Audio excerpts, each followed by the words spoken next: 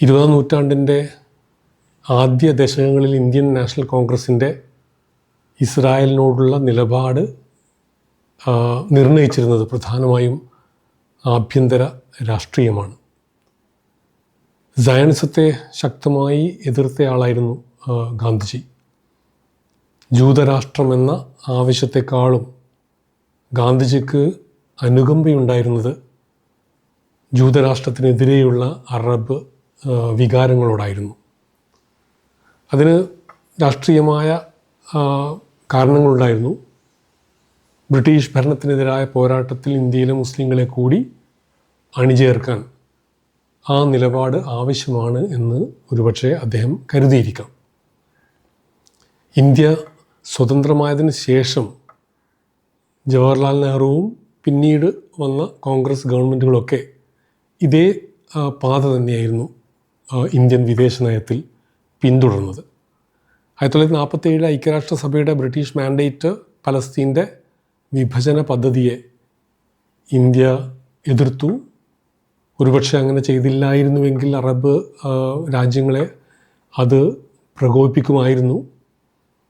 മാത്രമല്ല, ഇന്ത്യയിലെ മുസ്ലിം വികാരങ്ങളെ നോവിക്കാതിരിക്കാനും ഇസ്രായേലുമായി നയതന്ത്ര അകലം പാലിക്കുന്നത് നല്ലതാണെന്ന് കോൺഗ്രസ് ഗവൺമെൻറ്റുകൾ ഒരുപക്ഷെ കരുതിയിരിക്കണം. ആ ഒരു സമീപനമാണ് ഇസ്രായേലിനോടുള്ള ഇന്ത്യയുടെ നിലപാടിനെ ദശാബ്ദങ്ങളോളം നിർവചിച്ചത്. ഇന്ത്യ 1950 ഇസ്രായേലിനെ അംഗീകരിക്കുന്നത്. പക്ഷേ പൂർണ്ണ നയതന്ത്ര ബന്ധങ്ങൾ സ്ഥാപിക്കുന്നത് 1992 മാത്രമാണ്. അതിനുശേഷവും പലസ്തീൻ പ്രശ്നത്തോടുള്ള സഹാനുഭൂതിയോടൊപ്പം കൂട്ടിക്കെട്ടി ഇന്ത്യ ഇസ്രായേൽ ബന്ധത്തെ ബാലൻസ് ചെയ്യാൻ ശ്രമിച്ചിരുന്നു. ഈ ഒരു നയതന്ത്ര ബാലൻസിങ് ആക്ട് അല്ലെങ്കിൽ ആ ഒരു പാരമ്പര്യമാണ് നരേന്ദ്രമോദി അധികാരത്തിൽ വന്നതിന് ശേഷം പൂർണ്ണമായും ഉപേക്ഷിച്ചത്. 2017 മോഡിയുടെ ആദ്യ ഇസ്രായേൽ സന്ദർശനം.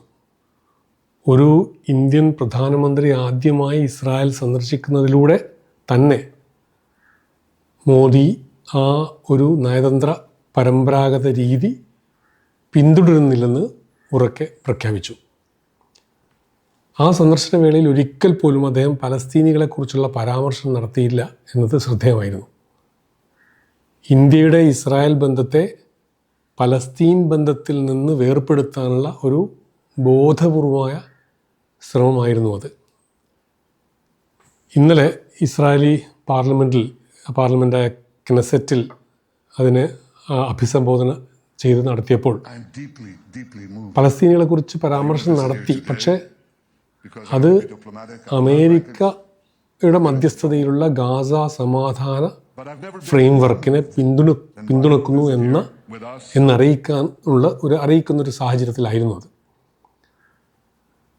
കോൺഗ്രസ് നേതാവ് പ്രിയങ്ക ഗാന്ധി വാദ്ര ഉപദേശിച്ചതുപോലെ ഗാസയിലെ വംശഹത്യ പരാമർശിക്കാനും ഗാസയിലെ ജനങ്ങൾക്ക് നീതി ഉറപ്പാക്കണമെന്ന് ആവശ്യപ്പെടാനും നരേന്ദ്രമോദി തയ്യാറായില്ല. അതിനു പകരം പ്രധാനമന്ത്രി സഹകരണത്തെക്കുറിച്ചും രണ്ട് രാജ്യങ്ങളും നേരിടുന്ന ഭീകരവാദത്തിനെതിരായ പോരാട്ടത്തെക്കുറിച്ചുമാണ് സംസാരിച്ചത്. തീവ്രവാദ ഭീകരതയെ നേരിടുന്നതിൽ ഇസ്രായേലും ഇന്ത്യയും ഒരേ നിലപാടാണ് സ്വീകരിക്കുന്നതെന്ന് ഉറപ്പിച്ചു പറയുകയാണ് അദ്ദേഹം ഇസ്രായേലി പാർലമെൻറ്റിൽ ചെയ്തത്.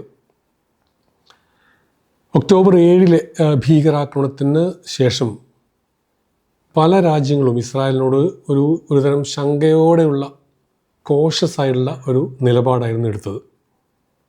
ഭീകര ആക്രമണത്തെ എതിർത്തപ്പോൾ തന്നെ അവർ അതിൻ്റെ സന്ദർഭം, മൂലകാരണം എന്നിവയൊക്കെ വിശദീകരിക്കാൻ ശ്രമിച്ചു, ഒരുതരം ബാലൻസിങ്. എന്നാൽ ഇന്നലെ മോഡി ക്നെസറ്റിൽ ഒക്ടോബർ 7 ഭീകരാക്രമണത്തെ അപലപിച്ചത് അർത്ഥശങ്കക്കിടയില്ലാതെ ആയിരുന്നു. Honorable members, I also carry with me the deepest condolences of the people of India for every life lost and for every family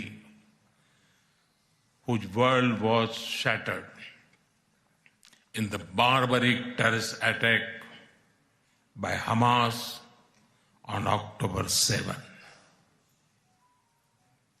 We feel your pain. We share your grief. India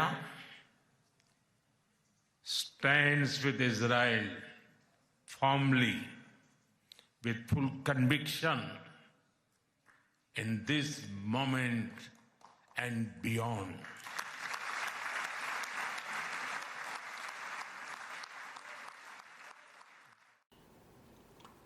അദ്ദേഹം പറഞ്ഞത് ഭീകരവാദത്തോടുള്ള ഇന്ത്യയുടെ നിലപാട് zero tolerance നയം എന്നാണ്. അടിവരയിട്ട് പറഞ്ഞതാണ്. അതുമാത്രമല്ല ഒരു കാര്യവും ഭീകരവാദത്തെ ന്യായീകരിക്കുന്നില്ല എന്നും അദ്ദേഹം പറഞ്ഞു. ഇതൊരു മോറൽ ക്ലാരിറ്റിയുടെ ഉള്ള നിലപാടാണ്. ഇന്ത്യ ഇസ്രായേൽ ബന്ധത്തിലെ പ്രധാന ഊന്നൽ പ്രതിരോധ മേഖലയിലെ സഹകരണമാണ്. ഒരുപക്ഷെ ഇതിൽ ഏറ്റവും വലിയ ആകർഷണം ഇസ്രായേലിൻ്റെ വ്യോമ പ്രതിരോധ സംവിധാനങ്ങളാണ്. 2023 തുടങ്ങിയ ഈ ഗാസ യുദ്ധത്തിന് ശേഷം ആ 2 വർഷം നീണ്ട ഗാസ യുദ്ധത്തിൽ ഈ സംവിധാനങ്ങളുടെ കാര്യക്ഷമത പരിശോധിക്കപ്പെട്ടതുമാണ്. അതാണ് ഇതിലെ ഏറ്റവും വലിയ ആകർഷണീയത എന്ന് പറയുന്നത്. ഇപ്പോൾ പറഞ്ഞു വന്നത് UAE, ബഹ്റൈൻ പോലുള്ള അറബ് രാജ്യങ്ങൾ തന്നെ ഇസ്രായേലുമായി സാധാരണ ബന്ധം സ്ഥാപിക്കാനുള്ള ശ്രമം നടത്തുന്ന ഈ കാലത്ത് ഇന്ത്യ ഇസ്രായേലുമായുള്ള ബന്ധത്തെ പലസ്തീൻ വിഷയത്തിൽ നിന്നും വേർപ്പെടുത്തുന്നത് കാണിക്കുന്നത് ഇന്ത്യ ചരിത്രത്തിൻ്റെ ശരിയായ ഭാഗത്ത് തന്നെ എന്നാണ്.